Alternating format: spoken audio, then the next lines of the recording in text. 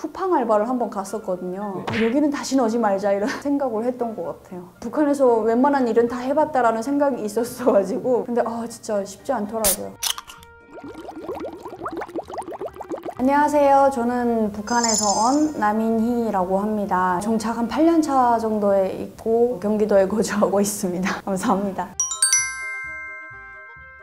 네, 한국에 와서 가장 놀랐던 장소는 화장실이나 서점, 그리고 편의점, 찜질방, 카페 이런 장소들이 있습니다. 화장실 같은 경우에는 이제 북한에서 굉장히 특히나 공공 화장실 같은 경우에는 사용하기 좀 어려웠었거든요. 인천공항 화장실부터 이제 들어갔었는데 너무 깔끔한 거예요, 화장실이. 화장실임에도 불구하고 물이 전혀 안 보여가지고 북한의 화장실은 늘 물이 막 잠겨 있었고 이제 그런 바닥에 늘 물이 고여 있었던 것이기 때문에 그런 인식이 있었는데 이제 인천공항 화장실을 보니까 굉장히 바닥이 너무 깔끔하고 막 일단 화장실 자체가 너무 깔끔했어요. 그래서 되게 신기했었는데 한국에서 생활하면서 보니까 지하철을 갔는데 화장실이 되게 많은 거예요. 저는 평양에서도 이제 지하철을 자주 이용을 했었는데 지하철 이용하면서 화장실 사용을 했던 적은 딱 한두 번 정도밖에 안 되는 것 같아요. 애초에 화장실이 잘 되어 있지도 않고 역 안에 이제 막 깊숙이 내려가야지 화장실이 있는데 근데 막 늘 되게 지저분하거나 아니면 항상 사용 못하게 막혀 있거나 막 그런 상태여가지고 애초에 북한에서는 밖에 나갈 때 화장실을 이제 밖에 나가서 볼 수가 없으니까 이게 해결을 하고 나간단 말이에요. 근데 한국에 왔는데 지하철 갔는데 화장실이 출구별로 다 이제 있고 화장실에 들어갔는데 변기가 그 칸이 굉장히 많은 거예요. 좌식 변기로 그리고 그렇게 되어 있고 물도 너무 잘 나오고 편한 거죠. 한마디로 화장실이 너무 잘 되어 있으니까. 그래서 그게 참 신기했어요. 제가 탈북을 하면서 독일을 거쳐서 이렇게 오면서 유럽에서도 화장실을 사용을 해봤었는데 유럽 화장실 같은 경우에는 돈을 내야지만 사용이 가능하거든요. 그래서 내 한국 같은 경우에는 그 많은 화장실들이 다 공짜잖아요. 그리고 되게 아무 때나 이용할 수 있고 너무 잘 되어 있고 그런 것들이 많이 신기했던 것 같아요. 그리고 이제 서점 같은 경우에는 책이 일단 너무 많아서 놀라웠어요. 북한에서 제가 서점을 가본 적은 거의 없었고 북한에서 돈 주고 책을 사본 경우는 없거든요. 교과서 정도뿐이고 돈 주고 책을 사본 경우는 북한에도 서점이 있긴 있는데 가서 보면은 책들이 어딘가에 이렇게 그냥 진열되어 있는 거고 내가 직접 만져보거나 보거나 할 수는 없어요. 좀 많이 답답하죠. 근데 한국에 와서 서점을 갔는데 책들이 일단 엄청 많고 막 이렇게 카테고리별로 이제 이렇게 다 분류되어 있고 직접 거기서 이렇게 볼 수 있잖아요. 책을 보고 내가 이 책을 살지 말지 결정을 할 수가 있잖아요. 근데 심지어 뭐 하루 종일 서점에 있어도 누구도 뭐라 안 하잖아요. 하루 종일 서점에서 그냥 책 보다가 이 책이 별로 재미없네 하면 놓고 가서 다른 책을 가져와도 일종의 도서관 기능도 하고 있는 거예요. 그래서 되게 그게 이러다가 사람들이 책을 보기만 하고 안 사면 어떡하려고 마음대로 책을 구경하게 하는 거지? 막 그런 생각을 했었죠. 너무 그게 신기하더라고요. 그래서 아니 그리고 종이가 대체 얼마나 많으면 이 많은 책들을 저렇게 막 생산을 할 수 있을까 이런 생각을 했었고 책들이 종이도 되게 다 질이 너무 좋아요. 북한에서는 책 하나 이제 친구네 집에 갔을 때 책이 하나 있다, 서설이 하나 있다 그러면 그걸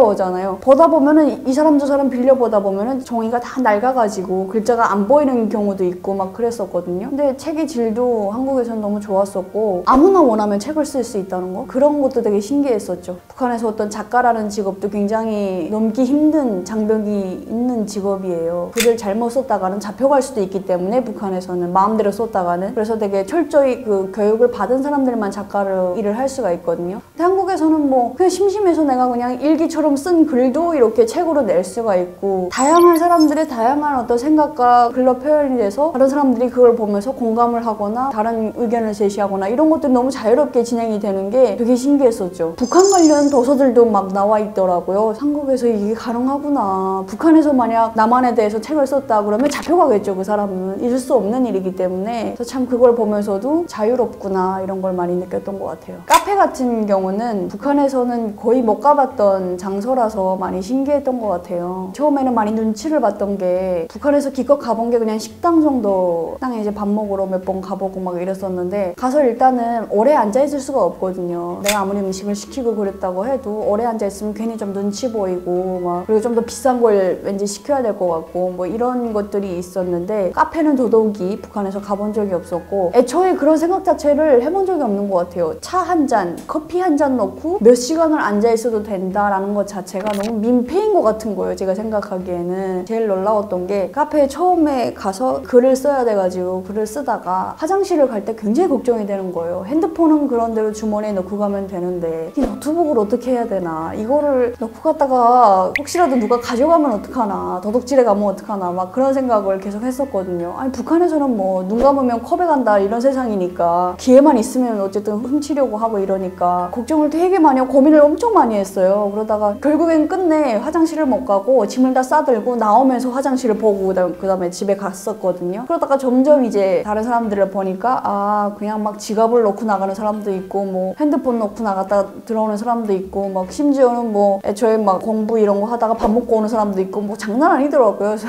아니 이래도 돼? 막 그게 너무 신기했던 거죠. 어떻게 이렇게 이 비싼 물건들을 이렇게 놓고 가는데 도둑이 없을 수가 있지? 막 그런 생각이었던 것 같아요. 그래서 너무 좀 놀라웠었던 곳이고, 편의점 같은 경우에는 굉장히 좋아요. 저는 편의점 너무 좋더라고요. 왜냐면 북한에는 그런 장소가 없거든요. 애초에 그런 편의점이라는 기능을 하는 그런 것이 없어요. 밤에는 물건을 살 수 있는 곳이 없는 거죠. 한국에서는 이따가도 새벽에 뭐 배가 고프면 편의점에 내려가서 뭐라도 사 먹을 수 있고, 갑자기 어떤 급한 뭐 생필품이 필요하다 그러면 편의점 들어가서 구매할 수 있잖아요. 근데 북한은 그런 게 없다 보니까 제가 학교 다닐 때 북한도 교복이 있거든요. 항상 교복을 착용을 해야 되고, 여자들은 또 이제 스타킹을 항상 착용을 해야 돼요. 근데 그 스타킹이 굉장히 항상 구멍이 난다고 하나? 약간 항상 그것 때문에 계속 스타킹을 사야만 했었던 거죠. 그냥 새 거를 신고 나갔는데 바로 또 이제 구멍이 나가지고 또 사러 가야 되고 막 그랬었는데, 북한에서는 물건을 구매할 수 있는 장소가 이제 장마당, 편하게 구매할 수 있는 곳은 장마당밖에 없는데, 장마당 같은 경우에도 오후에 한 5시면 다 끝나거든요. 문을 다 닫아요. 그리고 그 장마당 주변에 이제 메뚜기 장사라고 해서 길거리 장사꾼들이 이제 나와서 물건을 파는데, 그 사람들도 뭐 10시, 11시면 다 그냥 가는 거예요. 들어가기도 하고. 근데 애초에 나는 스타킹이 사고 싶은데 스타킹을 판매하는 사람이 길거리에 없을 수도 있는 거고, 특히나 이제 여성들 같은 경우에는 또 여성용품 있잖아요. 그런 경우에도 갑자기 어디서 구매할 데가 없으니까 막 좀 안타깝고 막 그랬던 적이 있는데, 한국에 오니까 24시간 편의점이 하는 거예요. 너무 신기했어요. 들어갔는데 편의점에서 안 파는 게 없더라고요. 치약, 칫솔부터 시작해서 양말, 팬티까지 다 팔더라고요. 그래서 그리고 뭐 편의점이 엄청 많이 있잖아요. 집 앞에도 편의점이 있고 아무 때나 이용할 수 있고 막 그러니까 너무 편했어요. 진짜 말 그대로 편해서 편의점이구나.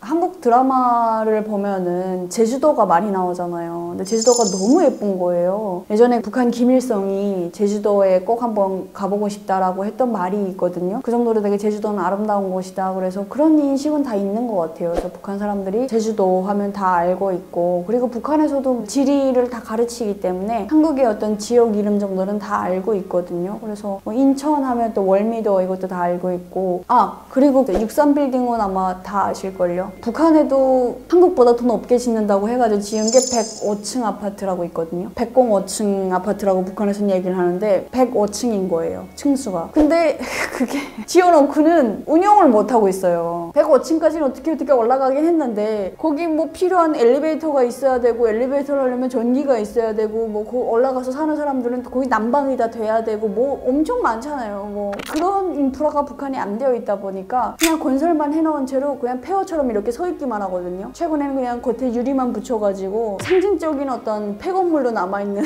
그런 상태인데, 한국에는 굉장히 높은 건물이 있다. 이거를 보면은 진짜 놀라지 않을까. 저거를 어떻게 지었대? 막. 근데 저게 지은 것뿐만이 아니라 지금 잘 운영이 되고 있대. 저게 사람이 살고 있대. 그런 얘기를 들으면은 굉장히 놀라겠죠. 네, 역시 한국이 다르구나, 발전된 곳이구나, 이런 생각을 하지 않을까요?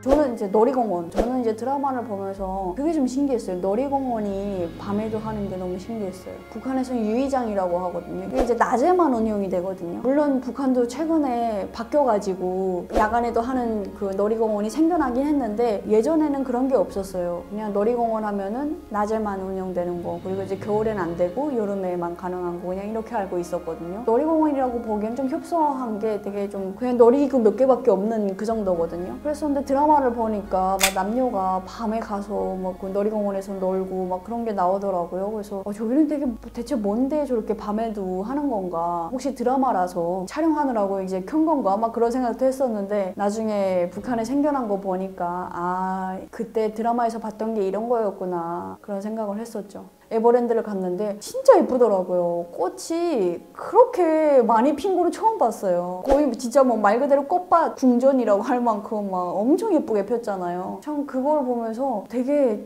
예쁘다. 사진도 엄청 많이 찍었고, 그리고 놀이기구도 뭐 많기는 한데 일단 놀이공원 자체가 너무 커요. 너무 커서 그걸 다 걷는데도 굉장한 시간이 많이 들고 하루 종일 거기서 놀아도 시간이 모자랄 정도? 너무 좋았었는데 해마다 저는 봄이면 가는 것 같아요. 가도 한 지금 여러 번 갔는데도 아직 못 타본 놀이기구들이 꽤 있어서 갈 때마다 그냥 한두 개씩 타고 오고 이러거든요. 가봤어도 또 가보고 싶은 장소예요.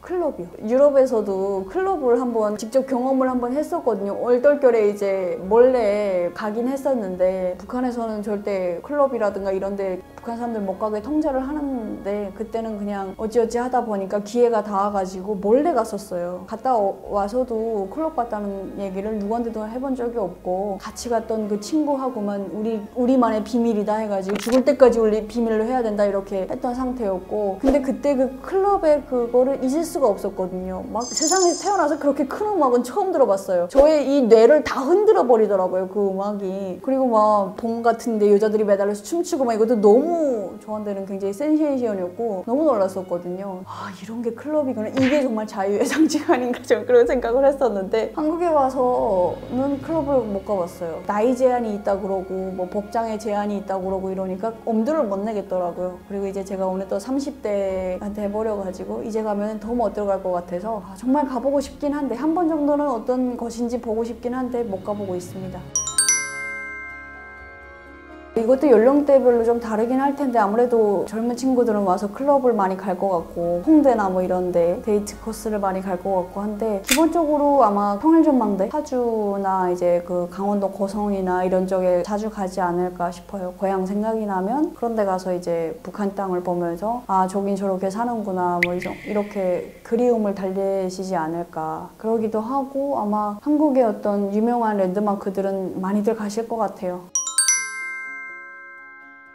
북한은 다시는 가고 싶지는 않아요, 사실. 고향이 그립긴 하지만 그렇다고 해서 북한에 다시 가고 싶지는 않은. 북한이 완전히 다른 사회가 된다면 그때쯤 이제 생각을 해볼 테지만 지금의 북한 사회라면 다시 가고 싶지는 않거든요. 그래서 한국에 와서도 꿈을 꾸면 한 1년 정도는 그랬어요. 꿈을 꾸면 항상 제가 북한에 가 있는 거예요. 그 꿈에서 내가 왜 북한에 와 있지? 나는 탈북했는데? 나는 분명 탈북했는데 내가 왜 북한에 와 있지? 막 그런 생각을 하면서 그 꿈에서마저 계속 어떻게 탈출하려고 그런 생각을 하다가 이제 딱 깨나서 보면 천장을 보면 한국인 거예요. 아, 집이구나 이렇게 막 마음을 넣고 안심하고 그랬었는데 그 정도로 그러니까 저는 뭐 북한에서 크게 뭐 잡혀가서 매 맞거나 이런 경험이 없음에도 불구하고 북한에 다시 가 있는 게 악몽 같은 그런 정도였거든요. 북한은 그냥 그 자체로도 다시 가보고 싶지 않은 그런 곳이고 한국에서는 딱히 그런 장소는 별로 없었어요. 갈 때마다 다 좋은 추억이었고 했는데 제가 이제 재작년에 쿠팡 알바를 한번 갔었거든요. 쿠팡에 그 물건을 상하차라고 해야 되나요? 그거를 야간에 지원을 했었거든요. 하루 종일하고 한 3일을 알았어요. 너무 힘든 거예요. 뭐 쌀도 있고 뭐 어디 뭐 펩시 뭐 이런 콜라도 있고 별 짐들이 다 나오는데 심지어 이만한 청소대 이런 것도 있고 그걸 다 차곡차곡 쌓아야 되니까 그렇게 하고 너무 힘들었어가지고 아, 여기는 다시는 오지 말자 이런 생각을 했던 것 같아요. 저는 사실 북한에서 웬만한 일은 다 해봤다라는 생각이 있었어가지고 근데 아, 진짜 쉽지 않더라고요.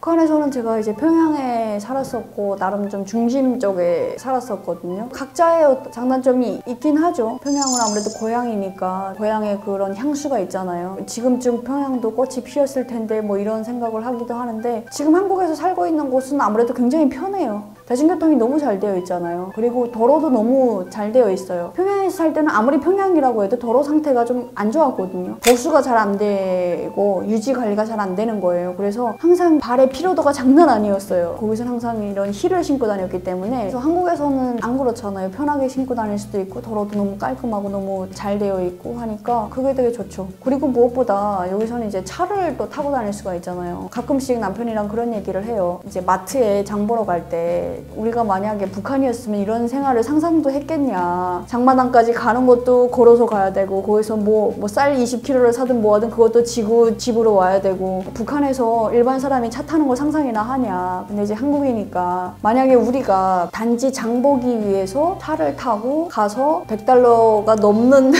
그런 돈으로 장을 보고 또 차 타고 그걸 왔다 이렇게 부모님한테 말씀드리면 부모님이 믿을까? 막 그런 얘기를 하거든요, 남편이랑. 참 우리가 부르주아가 다 됐네 막 그런 얘기를 하죠. 그래서 굉장히 편리하다, 그런 차이점이 있는 것 같아요.